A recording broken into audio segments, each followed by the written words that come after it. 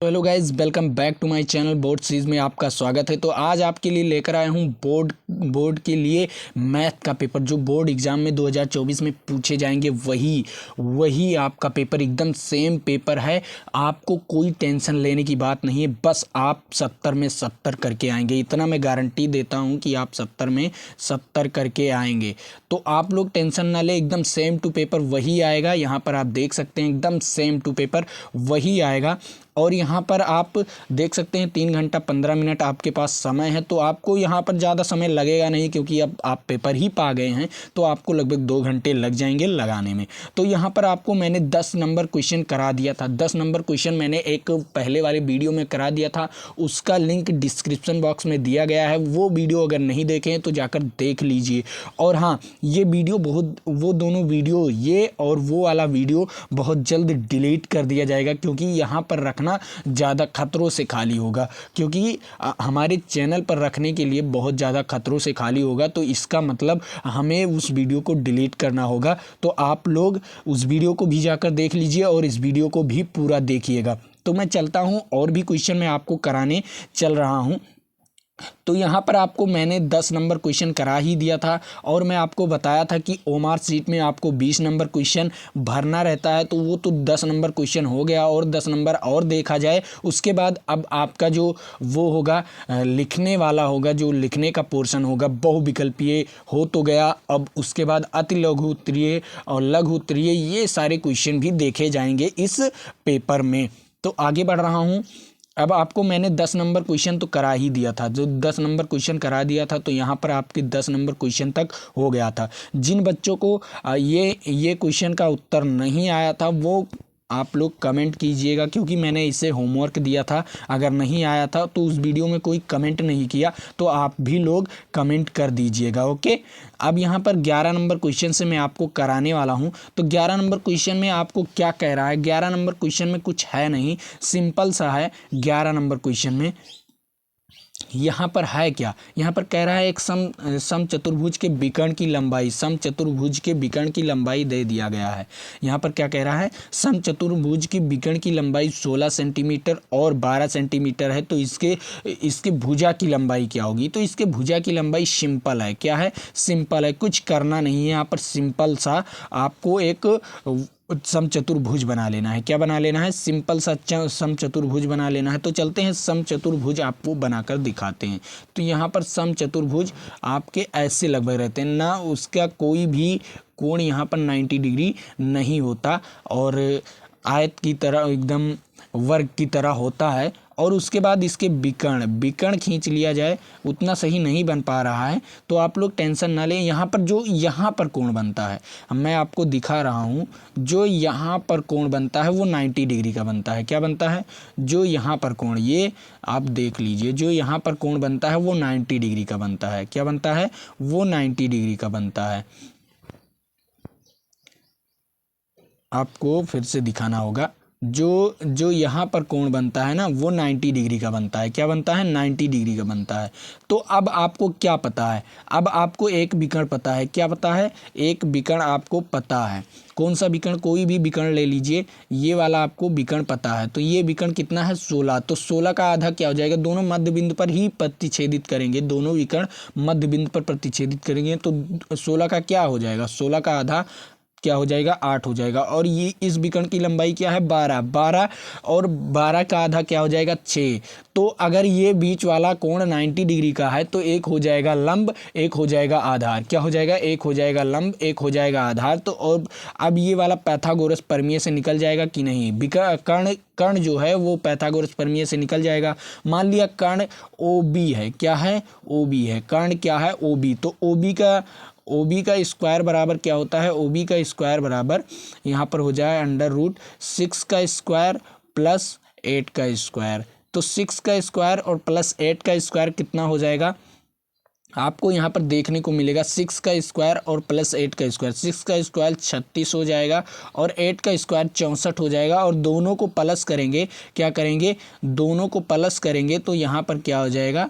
दोनों को प्लस करेंगे तो 100 हो जाएगा। क्या हो जाएगा? दोनों को प्लस करेंगे तो 100 हो जाएगा। और यहाँ पर आपको ये नहीं रहेगा, यहाँ पर जो 2 है इस पर नहीं रहेगा क्योंकि यहाँ पर अंडर रूट लग चुका है।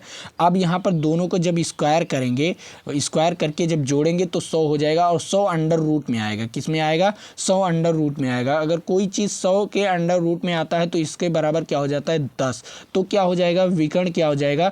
10 हो जाएगा। उसका जो वह भुजा है वो क्या हो जाएगा? 10 सेंटीमीटर, जो सेंटीमीटर में है इसीलिए 10 सेंटीमीटर। तो इसका राइट आंसर क्या हो जाएगा? 10 सेंटीमीटर इसका राइट आंसर हो जाएगा। तो मैं आपको आशा करता हूं कि ये क्वेश्चन आपको अच्छी तरीके से समझ में आया होगा। अब आगे बढ़ता हूं 12 नंबर क्वेश्चन। 12 नंबर क्वेश्चन में आपको क्या बताया रहा है यहाँ पर? ऑप्शन पहले देख लीजिए। ऑप्शन बी इसका राइट आंसर ऑप्शन बी है 11 नंबर क्वेश्चन का। अब 12 नंबर क्वेश्चन में आते हैं और 12 नंबर क्वेश्चन में पूछा क्या है? सिंपल सा इसका भी एक सूत्र होता है जो कि दो समरूप त्रिभुज की भुजाओं का अनुपात दिया गया है। भुजाओं का अनुपात दिया गया है तो इनके त्रिभुजों के क्षेत्रफलों का अनुपात क्या होगा? इनके त्रिभुजों के क्षेत्रफलों का अनुपात क्या होगा? दोनों को स्क्वायर कर दीजिए। क्या कर दीजिए? इसको स्क्वायर कर दीजिए, बस इसके क्षेत्रफलों का अनुपात आ जाएगा। क्या आ जाएगा? इसके क्षेत्रफलों का अनुपात आ जाएगा। तो अगर इसे स्क्वायर करते हैं तो क्या आ जाएगा? 16। 4 को स्क्वायर करेंगे तो 16 आ जाएगा और 9 का स्क्वायर करेंगे तो क्या आ जाएगा? 81 आ जाएगा। तो यही इसका राइट आंसर हो जाएगा। सिंपल सा इसका सूत्र होता है कि अगर स्क्वायर किसी भुजा का, दोनों भुजाओं के अनुपात को अगर स्क्वायर कर दिया जाए तो उसका क्षेत्रफल निकल आता है ना। आप लोग पढ़े होंगे अपने बुक, मैथ के बुक में, जो कि समरूप त्रिभुज जिसमें होगा, जिसमें त्रिभुज के बारे में दिया रहता है, उसमें आपको सूत्र दिया होगा। आप लोग जाकर देख लीजिए कि भुजाओं के अनुपात के स्क्वायर को हम क्या कहते हैं? क्षेत्रफल कहते हैं। इतना आपको समरूप त्रिभुज के ये ध्यान में रखिएगा। तो इसका राइट आंसर क्या हो जाएगा? डी ऑप्शन इसका राइट आंसर हो जाएगा। डी ऑप्शन मतलब चौथा वाला ऑप्शन इसका राइट आंसर हो जाएगा। अब आपको यहाँ पर एक ट्रिग्नोमेट्री का क्वेश्चन दिया गया है। ट्रिग्नोमेट्री का क्वेश्चन दिया गया है और इसे त्रिभुज के नियम से लगाना है। क्या लगाना है? त्रिभुज के नियम से। यहाँ पर ऐसे 90 डिग्री का त्रिभुज बना लीजिए और टेन थीटा बराबर क्या हो जाएगा? 3/4। तो क्या होता है? टेन थीटा बराबर आपको बताना है क्या होता है? लाल बटा कक्का तो होता है, लाल बटा कक्का। यहाँ पर लाल बटा कक्का। तो यहाँ पर आपको क्या देखने को मिल रहा है? लंब बटा आधार। क्या देखने को मिल रहा है? लंब बटा आधार। तो लंब बटा आधार आपको पता है क्या है? लंब बटा आधार आपको पता है। तो सिंपली सी लंब क्या है? लंब आपका 3 है और आधार क्या है? 4 है। क्या है? 3 है और आधार क्या है? 4 है। तो यहाँ पर 3 त्रिक 9 और 4 चौक 16। 3 त्रिक 9 और 16 कितना हो जाएगा? 25। 25 ये कर्ण क्या आ जाएगा? 5 आ जाएगा। आप लोग लगाकर देख लीजिएगा, कर्ण 5 आ जाएगा। अब यहाँ पर इस फार्मूले पर आपको लंब बटे आधार के फार्मूले से ऐसे रख लेना है। साइन बराबर क्या होता है? लंब बटे कर्ण होता है। कॉस बराबर क्या होता है? आधार बटे कर्ण होता है। तो इसे रख कर और सॉल्व करके हमें आंसर नीचे कमेंट बॉक्स में बताइएगा। ओके, आपको इतना काम करना है। 13 नंबर क्वेश्चन में इतना काम करना है।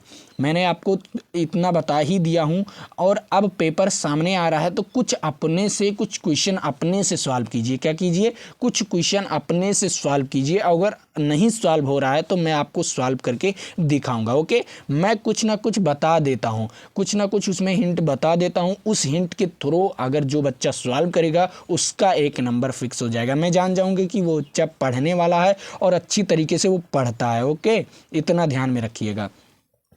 अब उसके बाद यहाँ पर 14 नंबर क्वेश्चन क्या कह रहा है? 14 नंबर क्वेश्चन में कुछ है नहीं, सिंपल सा क्या है, इसे हम साइन और कॉस के पदों में बदल देते हैं। साइन को या कॉस के पदों में या कॉस को साइन के पदों में। ओके, तो चलो चलते हैं साइन को हम बदलने कॉस के पदों में। तो साइन को हम कैसे कॉस के पदों में बदलेंगे? तो सिंपल सा आपको एक 90 माइनस थीटा, यही तो आपको दिया जा रहा है। तो 90 माइनस थीटा, तो साइन है यहाँ पर आपको देखने को मिल रहा है। तो यहाँ पर 90, हम इसे 75 को लिख क्या सकते हैं? 90 माइनस 15 क्या लिख सकते हैं? 90 माइनस 15 75 को लिख सकते हैं। और नीचे क्या है? कॉस 15 क्या है? कॉस 15। अब 90 माइनस थीटा मतलब क्या होता है? Cos theta. तो कॉस थीटा क्या हो जाएगा? कॉस 15 और अपान cos 15 अंश, और cos 15 अंश से cos 15 अंश कट जाएगा तो इसका मान आ जाएगा 1। तो इसका राइट आंसर क्या हो जाएगा? 1 हो जाएगा। इसका राइट आंसर क्या हो जाएगा? 1 हो जाएगा। तो इसका वी ऑप्शन सही, इसका क्या है? वी ऑप्शन सही है। अब यहाँ पर आपको देखने को मिल रहा है कुछ दे नहीं रहा है, कुछ दे नहीं रहा है, यहाँ पर आपको सीधा सा एक क्वेश्चन दे रहा है। अब यहाँ पर कह रहा है यदि एक वृत्त का परिमाप वर्ग के परिमाप के बराबर है, एक वृत्त का परिमाप वर्ग के परिमाप के बराबर है तो उनके क्षेत्रफलों का अनुपात क्या होगा? अगर परिमाप, मान लिया एक वृत्त का परिमाप है और उसके वर्ग के अनुपात के बराबर है वृत्त का परिमाप, तो यहाँ पर आपको देखने को क्या मिलेगा? वृत्त का परिमाप वर्ग के परिमाप के बराबर है। तो सिंपल सा आपको कुछ करना नहीं है। तो यहाँ पर वृत्त का परिमाप क्या होता है? वृत्त का परिमाप 2πr क्या होता है? 2πr। अब किसके? वर्ग के परिमाप के बराबर होता है तो 4l क्या हो जाएगा? 4l। l की लंबाई निकाल लीजिए। क्यों 4l हो जाएगा? 2l + 2l या 2a या 2a, ऐसे आपको निकालना, क्योंकि सारे अगर मैं चारों को जोड़ देता हूँ वही परिमाप होता है, उसके चारों भुजाओं की लंबाई को जोड़ देता हूँ वही परिमाप होता है। तो l निकाल लीजिए। यहाँ पर क्या हो जाएगा? 2πr/4। अगर इससे मैं काट दे रहा हूँ तो यहाँ पर 2 आ जाएगा, तो आधा हो जाएगा। क्या? परिमाप उसका आधा हो जाएगा। तो अब निकालना कैसे है? यहाँ पर आर का मान नहीं दिया है। क्या है? आर का मान नहीं दिया है। तो उनके क्षेत्रफलों का अनुपात क्या होगा? तो इनके क्षेत्रफलों का अनुपात, तो उसका क्षेत्रफल क्या होगा? वृत्त का क्षेत्रफल क्या होगा? πr² होगा। क्या होगा? πr²। और इसका क्षेत्रफल क्या होगा? इसका क्षेत्रफल भी क्या होगा? जो वर्ग का क्षेत्रफल होगा इसी का वर्ग कर देंगे। क्या? यहाँ पर आपको लंबाई दे दिया गया है ना, πr/2, तो इसका लंबाई दे दिया गया है ना, तो सिंपल सा क्या करना है? आपको इसका वर्ग कर देना है। इसका वर्ग करेंगे तो यहाँ पर हो जाएगा π²r²/4। अब ये 4 ऊपर जाएगा। क्या जाएगा? ये 4 ऊपर जाएगा और इससे r² से r² कैंसिल हो जाएगा, एक पाई से एक पाई कैंसिल हो जाएगा, ये 4 ऊपर जाएगा। तो क्या हो जाएगा? यहाँ पर सिंपल सा आपको देखने को मिलेगा, क्या देखने को मिला? पाई, और क्या देखने को मिला? यहाँ पर 1/पाई और यहाँ पर 4 देखने को मिला। अब ये 4 ऊपर जाएगा, 4 ऊपर गया। अब यहाँ पर पाई है तो पाई का मान क्या होता है? 22/7 होता है। क्या होता है? 22/7। अब ये 7 ऊपर, 7 चौक 28। क्या हो जाएगा? 7 चौक 28। तो यहाँ पर 28 बटा क्या हो जाएगा? 22 हो जाएगा। 28 बटा क्या हो जाएगा? 22 हो जाएगा। अब ये किससे कटेगा? अब आपको बताना है ये किससे कटेगा और किस संख्या से कटेगा। तो 2 से कटेगा। 2 से 28 को 2 से काटेंगे तो 14 आ जाएगा, और इसे 2 से काटेंगे तो 11 आ जाएगा। तो 14/11 जिसका आंसर होगा वही राइट आंसर होगा। क्या? 14/11 जिसका आंसर होगा वही राइट आंसर होगा। तो यहाँ पर 14/11 इसका वी ऑप्शन है। क्या है? 14/11 इसका वी ऑप्शन, इसका राइट आंसर 14/11 हो जाएगा। अब यहाँ पर गोले का आयतनों का अनुपात दिया गया है। गोले के आयतनों का अनुपात दिया गया है तो उनके पृष्ठ क्षेत्रफलों का अनुपात क्या होगा? गोले के आयतनों का अनुपात दे दिया गया है। यहाँ पर आपको देखना है कि गोले के आयतनों का अनुपात दे दिया गया है तो उनके पृष्ठ क्षेत्रफलों का अनुपात क्या होगा? तो पृष्ठ क्षेत्रफलों का अनुपात क्या होता है मैं आपको बताता हूँ। पहला नंबर आपको आयतन, गोले का आयतन क्या होता है? 4/3πr1²। क्या होगा?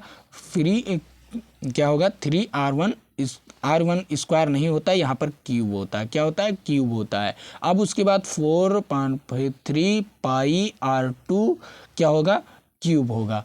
अब यहाँ से ये दोनों कैंसिल हो गए। अब बताइए इसका अनुपात दिया गया है, तो इसका अनुपात क्या दिया गया है? 64/27 दिया गया है। क्या दिया गया है? 64/27 दिया गया है। तो अगर मैं r1/r2 निकाल लें तो r1/r2 कितना निकले? 64 का क्या होता है? स्क्वायर क्यूब क्या होता है? 4 का क्यूब 64 किसका क्यूब होता है? 4 का क्यूब होता है। तो 4 का क्यूब हो गया 27, क्या 27 3 का। तो क्या हो जाएगा? r1 बटा, यहाँ पर आपको देखने को मिलेगा r1/r2 बता क्या होगा? 4/3 हो गया। इसका राइट आंसर क्या हो जाएगा? 4/3। r1 r2 निकल गया। अब r1 r2 निकल गया, बस सिंपल सा, आप कुछ करना नहीं है। r1 r2 क्या हो गया? 4/3 निकला है। तो r1 r2 निकल गया। अब इसके पृष्ठ क्षेत्रफलों का अनुपात क्या निकालना है? पृष्ठ क्षेत्रफल क्या होगा? पृष्ठ क्षेत्रफल देखिए, गोले का पृष्ठ क्षेत्रफल 4πr आर स्क्वायर, क्या होगा 4 पाई आर स्क्वायर, R1 स्क्वायर, उसके बाद 4 पाई R2 स्क्वायर, क्या हो जाएगा R2 स्क्वायर। यहाँ से ये कैंसिल हो गया। अब R1 और R2 के अनुपात का वर्ग कर दीजिए, क्या होगा R1 और R2 के वर्ग ही क्या होगा उसके पृष्ठ क्षेत्रफलों का अनुपात होगा, क्या होगा पृष्ठ क्षेत्रफलों का अनुपात होगा। तो इनका वर्ग कैसे करेंगे, यहाँ पर 4/3 का वर्ग करेंगे, बस वही आंसर हो जाएगा। तो 4 चौक 16/9, क्या हो जाएगा 16/9। इसका राइट आंसर क्या हो जाएगा 16/9। तो पृष्ठ क्षेत्रफलों का अनुपात क्या हो जाएगा 16/9। इतना आपको ध्यान में रखना है, क्या हो जाएगा 16/9। अब मैं आपको यहाँ पर 17 नंबर क्वेश्चन कराने वाला हूँ। 17 नंबर क्वेश्चन क्या कह रहा है, 17 नंबर क्वेश्चन कह रहा है 1 से 10 तक के कि धनात्मक विषम संख्याओं का समांतर माध्य होगा। धनात्मक विषम संख्याओं का 1 से 10 तक की। तो विषम संख्या क्या होती हैं, विषम संख्याएं एक यहाँ पर देखने को मिलेगा। विषम संख्याएं क्या होती हैं, 1 होता है, 3 होता है, 5 होता है, 7 होता है और उसके बाद 9 होता है। ये क्या है धनात्मक विषम संख्याएं होती हैं। अब इनके क्या समांतर माध्य, इनका माध्य निकालना है। तो कितनी संख्याएं, 5 संख्याएं हैं। तो यहाँ पर जोड़ लीजिए, पूरे को जोड़ लीजिए। तो पूरे को जोड़ेंगे तो यहाँ पर आपको देखने को मिलेगा 7 3 10 हो जाएगा और 9 1 10, 10 10 20 और 5 25, क्या हो जाएगा 10 10 20 और 5 25, 25 25 और कितनी संख्याएं थी 5, 5 से भाग दे दीजिए तो 5 25। यहाँ पर क्या आ जाएगा, क्या आ जाएगा समांतर माध्य क्या आ जाएगा 5 आ जाएगा। इसका राइट आंसर क्या हो जाएगा 5 आ जाएगा। तो यहाँ पर इसका राइट आंसर 5 हो गया। तो इस 17 नंबर क्वेश्चन का राइट आंसर क्या होता है 5 हो जाएगा। यहाँ पर इसका राइट आंसर 5 हो जाएगा। तो देखने के लिए यहाँ पर देखें कि है ऑप्शन या नहीं। तो यहाँ पर आपको देखने को मिल रहा है कि ऑप्शन है। यहाँ पर क्या है ऑप्शन, चौथा नंबर ऑप्शन इसका राइट आंसर होगा। क्या होगा चौथा नंबर राइट आंसर होगा इसका। अब यहाँ पर 18 नंबर क्वेश्चन कह रहा है माध्यिकाओं को आलेख विधि द्वारा निम्न में से किससे प्राप्त किया जा सकता है। आलेख विधि द्वारा निम्न में से किससे प्राप्त किया जा सकता है। तो आलेख विधि द्वारा किससे प्राप्त किया जा सकता है। तो मैं आपको बता दूं इनमें से कोई नहीं, क्या इनमें से कोई नहीं, इनमें से कोई है नहीं जिससे प्राप्त किया जा सकता है। अब यहाँ पर आपको 19 नंबर क्वेश्चन आपको देखने को मिल रहा है। यदि कुछ प्रेक्षकों का माध्य दिया गया है, कुछ प्रेक्षकों का माध्य दिया गया है, उसके बाद बहुलक दिया गया है 45 और माध्यिका निकालना है। तो मैं आपको बता दूं इसका सूत्र होता है माध्यिका, त्रिमाध्यिका यम से लिख दिया जाए माध्यिका को। त्रिमाध्यिका बराबर होता क्या है, यहाँ पर होता है बहुलक, बी से लिख दें, बहुलक को बी से लिख देते हैं और माध्य को स्मॉल एम से लिख देते हैं। तो माध्य 2 स्मॉल एम, क्या हो जाएगा स्मॉल एम। ये सूत्र होता है। आपको यहाँ पर सूत्र को देखने को मिल रहा है, यहाँ पर ये सूत्र होता है। क्या होता है ये सूत्र होता है। तो इस सूत्र पर रख दिया जाए तो यहाँ पर 3m, तो इससे कोई दिक्कत तो नहीं होगा। 3m, यहाँ पर 3m कर दिया जाए, यहाँ पर 3m बराबर और बहुलक क्या दिया गया है 45 दिया गया है और उसके बाद 2 गुणे m, क्या हो जाएगा 2 गुणे m, m 27 दिया गया है। तो 27 दूना कितना होता है, 27 दूना कितना होता है 54 होता है। तो 45 + 54 कितना हो जाएगा, 45 + 54 कितना हो जाएगा, 45 + 54 आपको देखने को मिला है 45 + 54, तो यहाँ पर 99 हो जाएगा। क्या हो जाएगा 45 + 54, 5 4 9 और 5 4 9।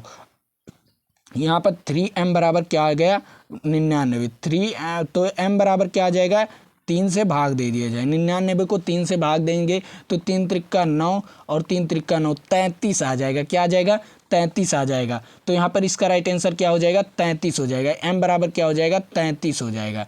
m बराबर कितना हो जाएगा 33 हो जाएगा। तो इसका राइट आंसर क्या हो जाएगा m बराबर 33। तो इसका वी ऑप्शन इसका राइट आंसर हो जाएगा। आप सूत्र याद कर लीजिए, मैं आपको बता दे रहा हूँ क्या होता है। पहले नंबर 3m बराबर बहुलक b और उसके बाद +2m, क्या हो जाएगा +2m, इसका राइट आंसर होता है, इसका सूत्र होता है। तो इसी सूत्र पर आप लोग लगा लीजिएगा।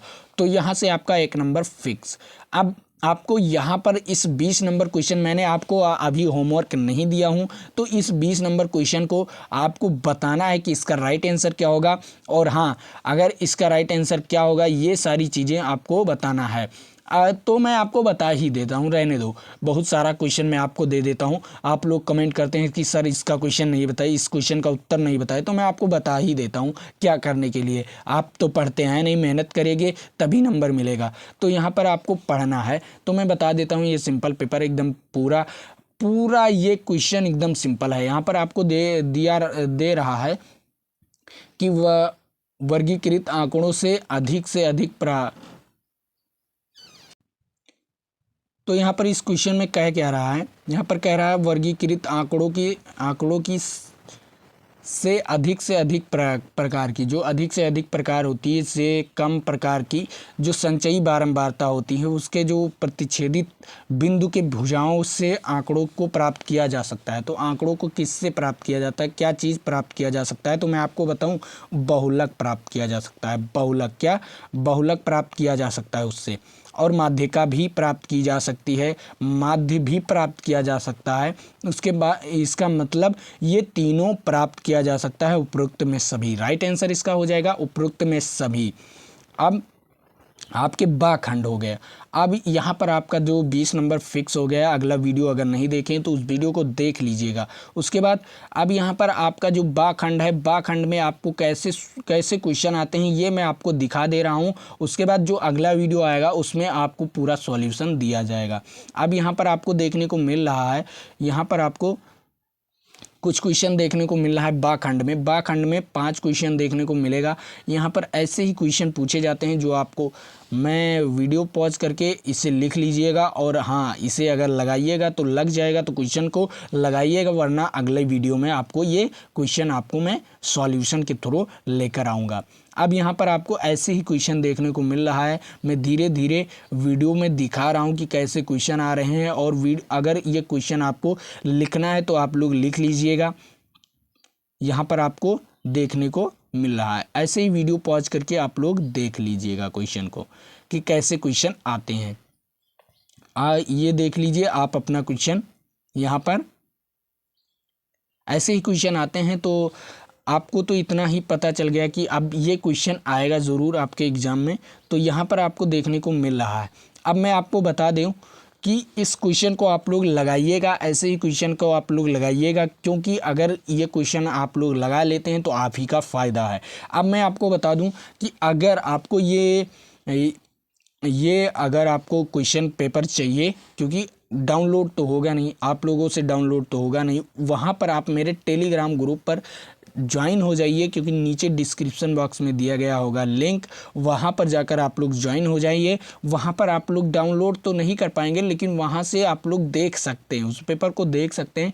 डाउनलोड करने का ऑप्शन वहाँ पर नहीं आएगा, सीधा उस ग्रुप को ज्वाइन करेंगे तो आपको दिखेगा वहाँ पर। तो वो टेलीग्राम में ही डाउनलोड हो जाएगा, आपके पास या आपके PDF फाइल में नहीं जाएगा वो PDF, ये ध्यान में रखिएगा। उसके बाद वहाँ से आप देख सकते हैं, हमेशा खोलकर देख सकते हैं, कोई दिक्कत नहीं, वहाँ पर कोई प्राइस नहीं, आपको एकदम फ्री आपको दिया जा रहा है। तो आज के लिए इतना ही, तो चलता हूँ। आज का दिन आपके लिए बहुत शुभ होगा, और ऐसे ही पेपर का सॉल्यूशन मैं आपको कराता रहूँगा। तो आप लोग पूरा वीडियो को देखिएगा, और अगर चैनल को सब्सक्राइब नहीं किए तो चैनल को सब्सक्राइब कर लीजिए। तो आज के लिए इतना ही। जय हिंद, जय भारत।